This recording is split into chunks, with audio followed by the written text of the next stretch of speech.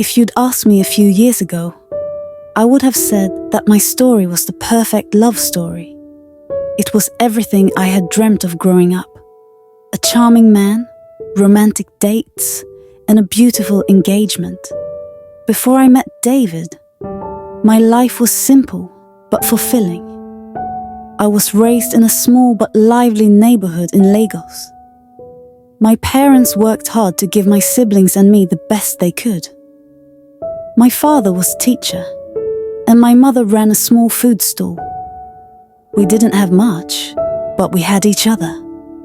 Growing up, I dreamed of becoming a writer.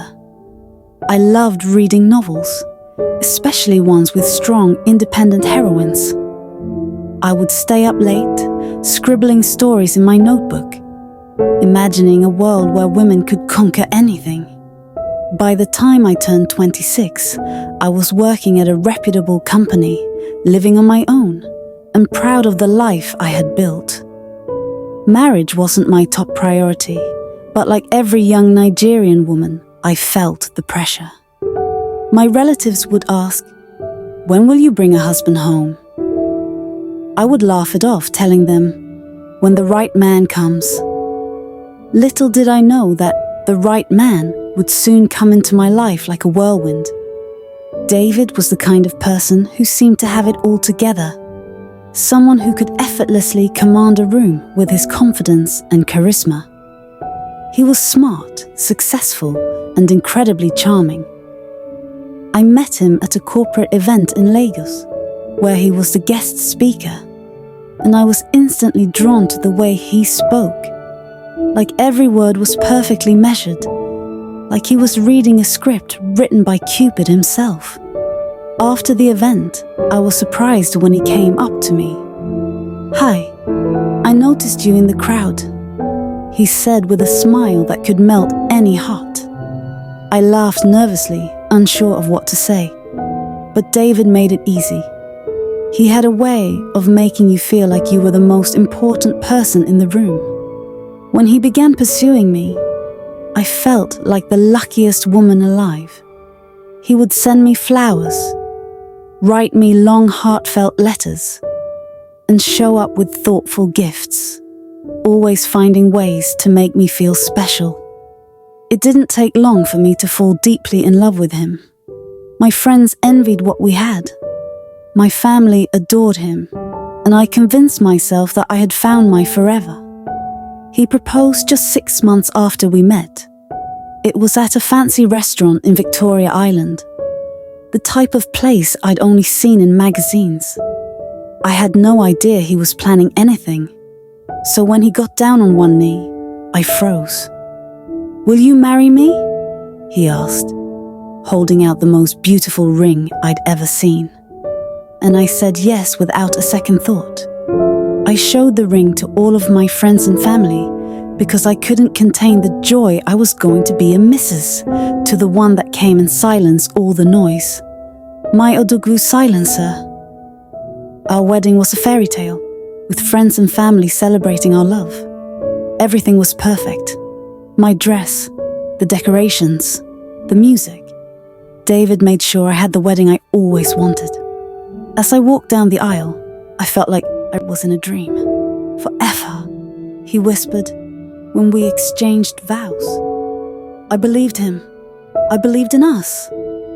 Looking back now, I realize how fast it all moved. But at the time, I was swept away by the romance of it all. I couldn't have known that behind that perfect facade lay something much darker. Shortly after our wedding, David suggested we move abroad. A fresh start, he said, somewhere new and exciting. He had an opportunity in a European country, and it seemed like a wonderful idea. I was a little nervous about leaving my family and friends behind, but David reassured me with that charming smile of his. "Don't worry, my love. We'll visit often, and they can come see us," he promised. I believed him because he made it sound so genuine, so real. But that was before the mask began to slip. The move was quick and sudden. Before I knew it, I was thousands of miles away from home, settling into a quaint European town. At first, everything was new and exciting. The culture, the language, the picturesque landscapes. I didn't even notice how isolated I was becoming because David seemed so attentive, so loving. He insisted on being with me every step of the way, always saying he was just looking out for me. It was subtle at first. He would ask about my day, where I'd been, and who I had spoken to. At the time, I thought it was sweet. I mistook his questions for concern. But slowly the questions became demands. "Why didn't you answer when I called?" he'd ask, his tone accusatory. "You don't need to talk to your family every day. They'll just worry," he said when I tried to keep in touch with my parents back home.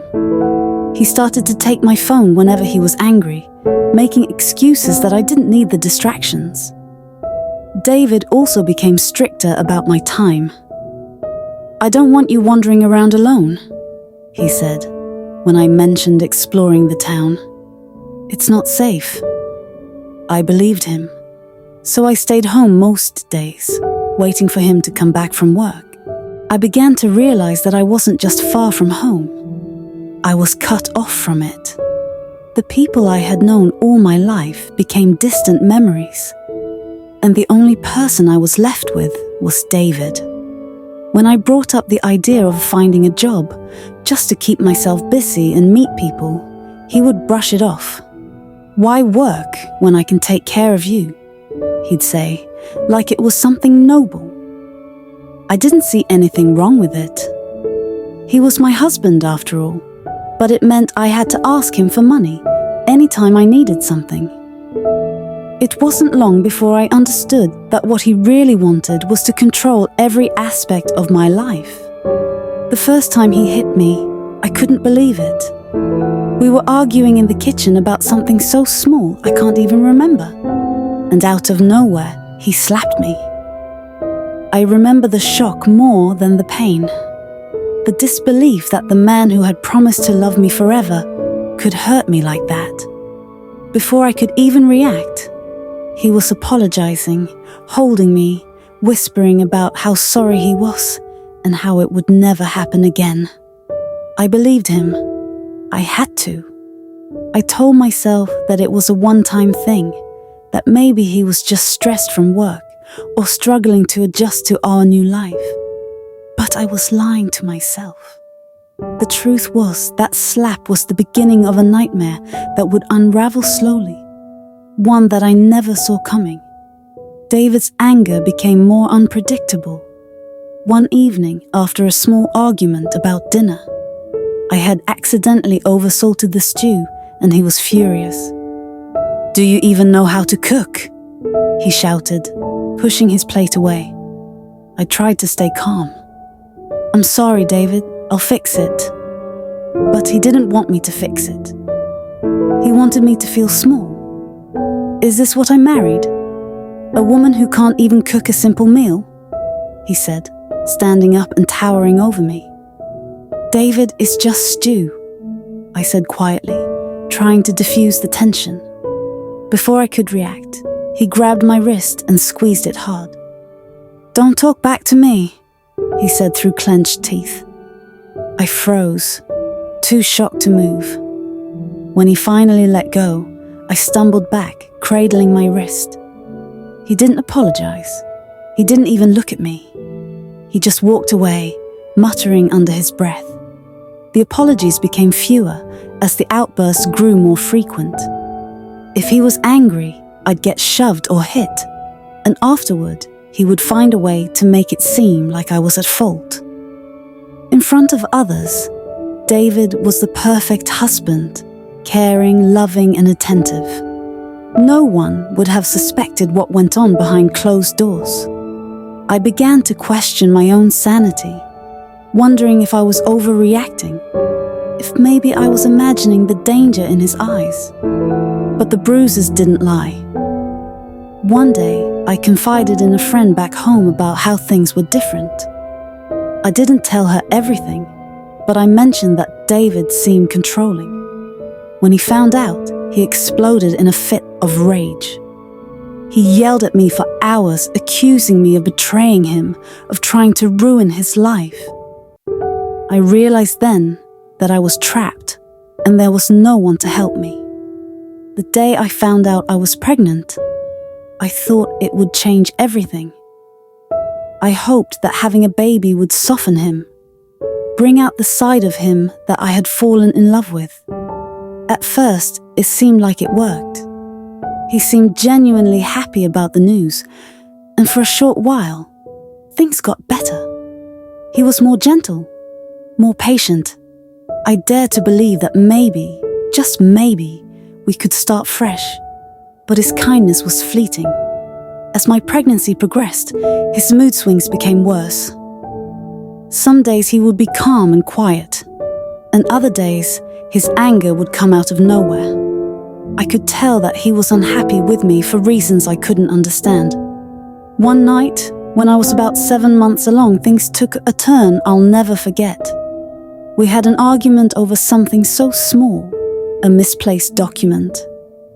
I had no idea where it was, but he wouldn't stop yelling. His voice was loud, sharp, and filled with frustration, and I could feel my heart pounding in fear. I tried to explain, to calm him down, but it only made him angrier. Before I could process what was happening, he lashed out. His temper exploded, and he shoved me so hard that I lost my balance. I fell to the floor, landing awkwardly on my side. The impact was painful, but what scared me more was the sharp stabbing pain that followed in my stomach. I gasped, clutching my abdomen, hoping the pain would go away. But then I felt it, a warm wetness spreading beneath me. My breath caught, and panic filled me as I realized something was very wrong. Tears streamed down my face as I tried to speak, but no words came out. I was too scared to move, too scared to think about what might happen to my baby. In that moment, everything seemed to stop. The world around me felt quiet and still, but inside, my heart was screaming. I remember lying there, holding my belly, and feeling a dreadful emptiness. I could feel my baby slipping away from me, and there was nothing I could do. At the hospital, the doctor told me what I already knew. I had lost the baby. I felt like a part of me had died that night, along with the child I had carried. David cried and apologized, saying he hadn't meant to hurt me. But deep down, I knew I couldn't forgive him. I had to leave, but I had no idea how. I became numb after that. I stopped fighting back, stopped arguing. I just did what I had to do to survive. David's control grew tighter, like a rope around my neck. He watched everything I did, making sure I had no freedom. He installed cameras all over the house so he could see everything I was doing. He also checked my phone every day, making sure I didn't call or text anyone for help. I couldn't even think about reaching out. How could I, when he controlled everything? The house no longer felt like a home. I couldn't relax, couldn't breathe without worrying I'd upset him. I stopped talking much, scared I'd say the wrong thing. I walked on eggshells every day, hoping to avoid his anger. I was a prisoner in my own home. I felt like I was losing myself. I didn't cry anymore because it didn't help. Instead, I buried all my pain deep inside, pretending I was okay. But I wasn't. I was trapped, and I didn't know how to get out. In moments of clarity, I started to plan my escape. I had no access to money, and no way to reach anyone who could help. But I knew I had to try. Staying was no longer an option. The night it happened, I had already sensed that something was off. He came home drunk, his eyes wild and mean. I tried to stay out of his way, but he found me in the living room. He started yelling, his words slurring together. Before I could react, he grabbed a can of turpentine from the shelf and splashed it all over me. "David, please don't," I pleaded. But he was beyond reason. He struck a match, and with an icy calmness that still haunts me, he said, "If I can't have you, no one will." He dropped the match, and in an instant I was engulfed in flames. I've never known a pain like that. The fire seared through my skin, and I thought I was going to die.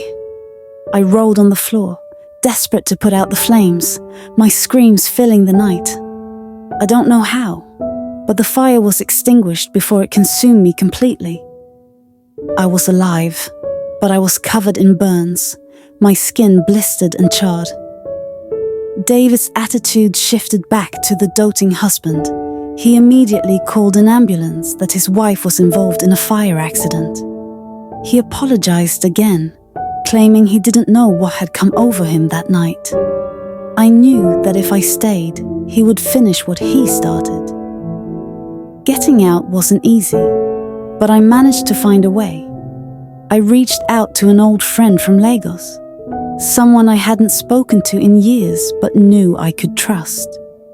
With their support, along with the unwavering help of my family, I was able to orchestrate my escape back to Nigeria. Once safe, with the help of my family, lawyer, and a local women's rights organization, I filed a formal complaint with the authorities there, providing all the necessary evidence, photos of my injuries, medical reports, and detailed accounts of the abuse. I wasted no time taking action. I pressed charges against David and initiated the process of filing for divorce. The evidence of my injuries spoke volumes, but it was my testimony, combined with the brave accounts of a few others who had long suspected but never dared to speak out about his behavior, that solidified the case against him. For too long, David had hidden behind a carefully constructed facade, but the truth came crashing down. The court found him guilty of attempted murder and aggravated assault, handing down a lengthy prison sentence.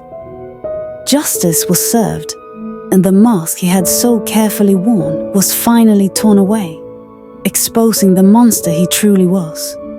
It took months for my body to heal from the bruises, the fractures, and the constant pain I had endured. But the real healing, the emotional and mental scars, took much longer. Every time I closed my eyes, I saw flashes of the life I had escaped. The moments when I felt completely powerless. Some nights I woke up drenched in sweat, my heart racing as if I was still trapped. It was hard to believe I was free. Therapy became a lifeline, a space where I could slowly unravel the tangled mess inside me. I learned to speak about what happened, to face the shame and guilt I had carried for so long. My therapist helped me understand it wasn't my fault, even though it took time for me to truly believe it.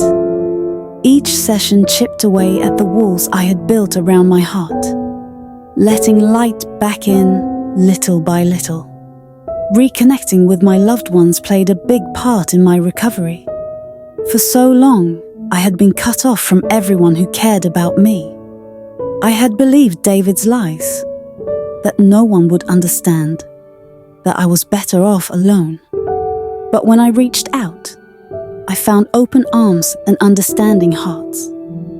My family and friends reminded me of who I was before the abuse, helping me rebuild the confidence and strength that had been stripped away. The divorce was a long and exhausting battle, but when it was finally over, it felt like a weight had been lifted. For the first time in years, I could breathe freely. I wasn't just surviving anymore, I was living. I started to rediscover things that brought me joy, like writing and volunteering. That's how I found my purpose. I realized I wasn't alone, that there were so many women out there who had been through what I had. I wanted to help them the way others had helped me, to be a voice of hope for those who felt trapped and voiceless. That's when I started a foundation for survivors of domestic violence. Through the foundation, I met women with stories like mine. Women who thought they would never escape, never heal. Together, we built a community of support and strength. Helping others gave me a sense of meaning I had never felt before. It's reminded me that my pain wasn't in vain. Now I share my story, not just for me, but for all the women who are still trapped, who feel alone and helpless. I want them to know that there is a way out, that healing is possible. I carry my scars with pride because they are a testament to my survival. I refuse to let David's actions define me. I was a victim, yes, but I am also a fighter who found her voice and reclaimed her life. The woman I am today is stronger, wiser, and unafraid. I faced the monster, and though he tried to break me, I emerged from the flames with a fire of my own, a fire that burns brighter than ever. My dear sisters, I want you to know that your life and well-being are precious. I understand that in our societies, we are often expected to endure hardships and make sacrifices for the sake of our families. But no one, absolutely no one, deserves to live in fear or endure abuse. You are not meant to suffer silently, and staying in a harmful situation is not your duty. I know many of you stay because of your children, fearing what might happen to them if you leave. But please consider this. Children who grow up in abusive environments are also victims of that abuse. They can be deeply affected by the things they see and hear. By choosing to leave, you're not abandoning them. You're protecting them and showing them that they deserve a life free from fear. For those whose religion discourages divorce, remember that your faith values your life. God does not desire for you to be harmed or live in constant danger. You can still hold on to your faith, but do so from a place of safety. Talk to a religious leader who understands the reality of abuse. God gave you this life, and it's not meant to be thrown away in the name of enduring suffering. And as for what society might say, remember this: people's opinions do not hold more value than your safety. Let them say what they will, but their words will never be as important as your life. Those who judge you don't know your pain. It's not your job to prove anything to them. I want to remind you that fixing the home is not your job alone. A healthy marriage takes two committed people, and it's not your responsibility to change someone who doesn't want to change. Yes, pray for your husband if you wish, but do it from a place where you are safe. You cannot fix him by staying in harm's way. Please know that you are not alone. There are others who have been in your situation and have found a way out. Seek support from trusted friends, family, or organizations that help women like you. There is no shame in asking for help. It is a sign of strength. I know that some of you might feel like leaving means you failed, that you couldn't fix your marriage or hold the family together. But I want you to understand something very important. Walking away from abuse is not a failure. It's an act of courage. The idea that you must endure all things to keep the home together is unfair and harmful. You have not failed. Rather, you have chosen to value your life, your safety, and your dignity. Leaving doesn't mean you gave up on your marriage or on your family. It means you're choosing to live, to give yourself and your children a chance at a healthier, happier life. You're not the one who failed. The failure belongs to anyone who thought it was okay to harm you and take your love for granted. You did not cause the abuse, and it's not your responsibility to stay and fix something that's breaking you. True strength is recognizing when it's time to protect yourself and your children. It's not easy, and it's not about giving up. It's about fighting for a future where you can thrive. You deserve that. And you haven't failed because you choose to walk away. You are brave for putting yourself first, and that courage is something to be proud of, not ashamed. If you are thinking of leaving, make a safe plan. Quietly gather the things you will need: documents, some money, and anything important. Find a place where you can go and people who can support you. Taking the first step may be hard, but it can be the most important decision of your life. And finally, know that praying is important, but taking action is also part of the solution. God gave you strength and wisdom to protect yourself. Use it. Your life is worth living, and you deserve love, respect, and safety. You are valuable, and you are worthy of a better life. Thank you so much for watching. If you enjoyed this story or found it meaningful, please consider giving it a like and sharing it with someone who might be needing it.